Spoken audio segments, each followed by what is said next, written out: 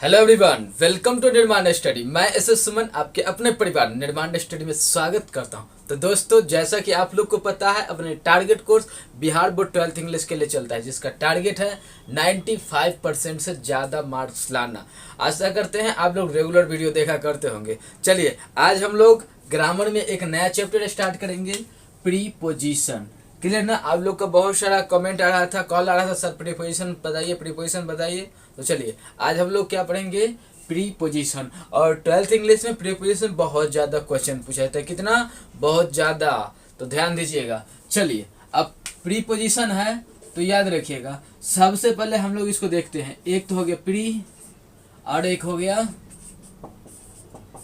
Position. अच्छा, जरा बताइएगा पोजीशन मतलब क्या होता है? पोजीशन मतलब होता है स्थिति। स्थिति समझते हैं ना? हाँ। तो पोजीशन पोजीशन इस दुनिया में दो तरह का, एक प्री और एक पोस्ट। क्या? पोजीशन दो तरह का, एक प्री और एक पोस्ट। एक प्री पोजीशन, एक पोस्ट पोजीशन। प्री मतलब पहले आके कोई को क्वालिफाई कर दे, कनेक्ट करने वाला वर्ड है ना। पहले ये समझते हैं प्रीपोजिशन मतलब। प्रीपोजिशन मतलब स्टार्ट के बेसिक क्लास में बताए थे, connecting a noun is called preposition. Connecting a noun is called preposition मतलब दो नाउन को जोड़ दे, है ना, वही क्या होता है प्रीपोजिशन। इन, ऑन, है ना, इनटू, इनसाइड, ये सारा कुछ इसमें आता है। तो जोड़ने वाला वर्ड अगर पहले आ जाए तो बोलते हैं प्रीपोजिशन, और अगर जोड़ने वाला वर्ड बाद में आ जाए तो उसे कहते हैं पोस्ट पोजिशन। इतना समझ में आया? चलिए, अब जैसे देखिए, हम एक हिंदी लिखते हैं, टेबल पर किताब है। क्या लिखे? टेबल पर किताब है। तो हम क्या लिखेंगे इंग्लिश में?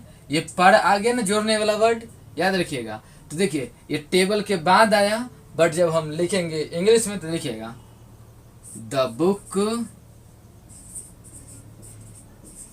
On the table.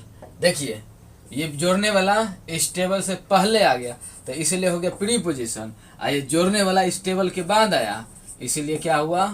Post position. समझ में आया? क्लियर हुआ ना? हाँ। तो देखिए, हिंदी जो होता है ना, इंग्लिश का सीधा उल्टा होता है। देख रहे हैं ना, हिंदी इंग्लिश का उल्टा काम करता है। हाँ, तो इसीलिए हम क्या बोलते हैं आप लोग को अक्सर, जो इंग्लिश को इंग्लिश में पढ़िए तब इंग्लिश समझ में आएगा। नहीं तो ऐसे फॉर्मेलिटी तो पूरा कर ही लीजिएगा, लेकिन कंसेप्ट क्लियर नहीं हो पाता है। तो ऐसे देखिए, तो क्या समझ में आया? प्रीपोजिशन मतलब कनेक्टिंग अ वर्ड, और जो नाउन और जिस चीज़ को क्वालिफाई करे उससे पहले आ जाए, इसीलिए क्या कहते हैं? प्रीपोजिशन कहते हैं, और हिंदी में उसी को पोस्ट पोजीशन कहते हैं।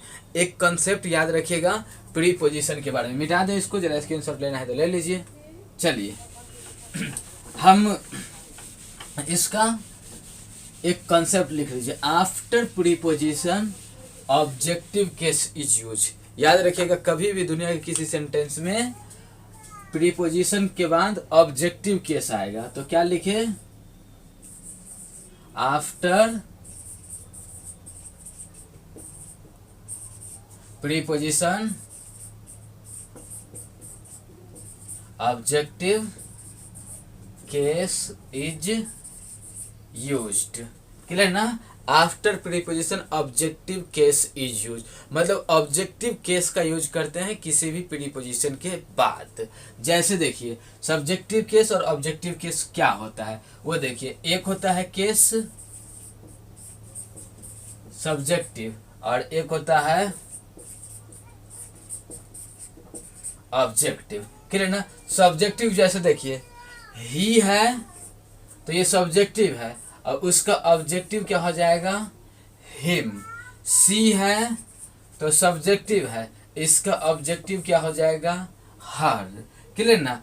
आई है तो ये है सब्जेक्टिव, इसका ऑब्जेक्टिव क्या होगा? मी। यू है तो इसका कैसे सब्जेक्टिव, इसका ऑब्जेक्टिव भी यूं ही होगा। क्लियर ना? वी है तो ये सब्जेक्टिव है, बट इसका ऑब्जेक्टिव अस हो जाएगा। दे है तो ये क्या है? सब्जेक्टिव, इसका ऑब्जेक्टिव देम हो जाएगा।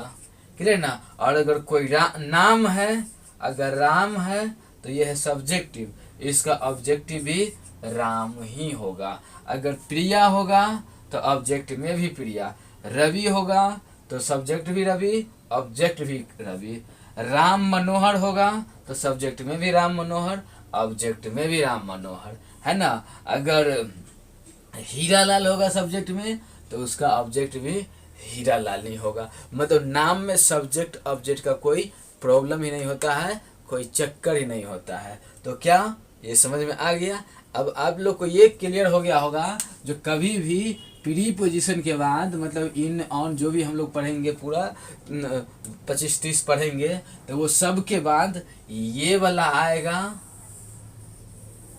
ये वाला कभी नहीं आएगा, है ना। ये वाला कभी नहीं आएगा, तो क्या आएगा? ये वाला आएगा प्रीपोजिशन के बाद।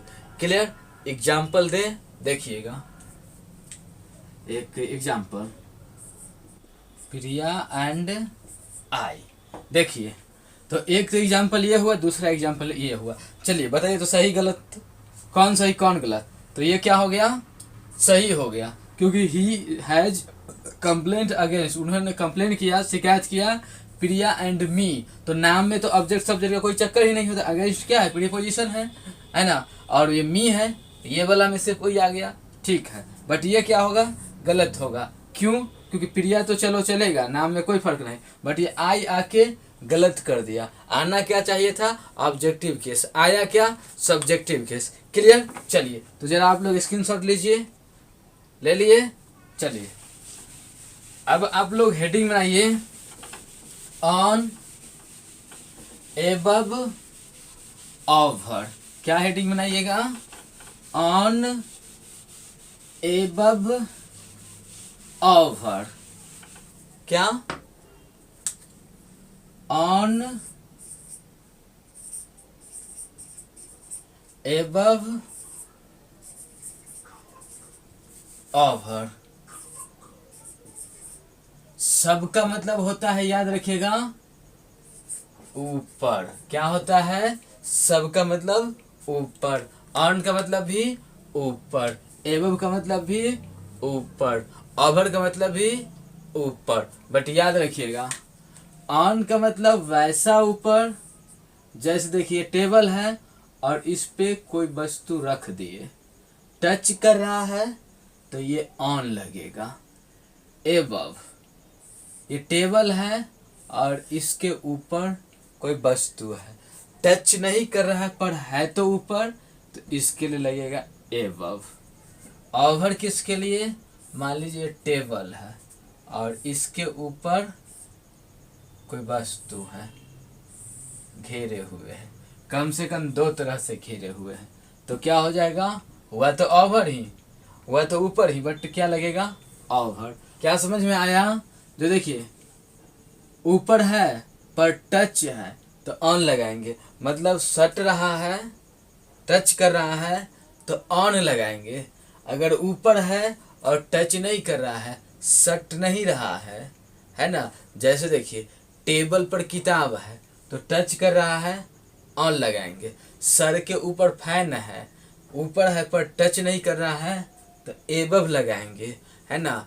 गंगा के ऊपर ब्रिज है, गंगा के ऊपर ब्रिज है बट क्या है, कम से कम दो तरफ से घिरा हुआ है, तो क्या लगाएंगे? ओवर लगाएंगे।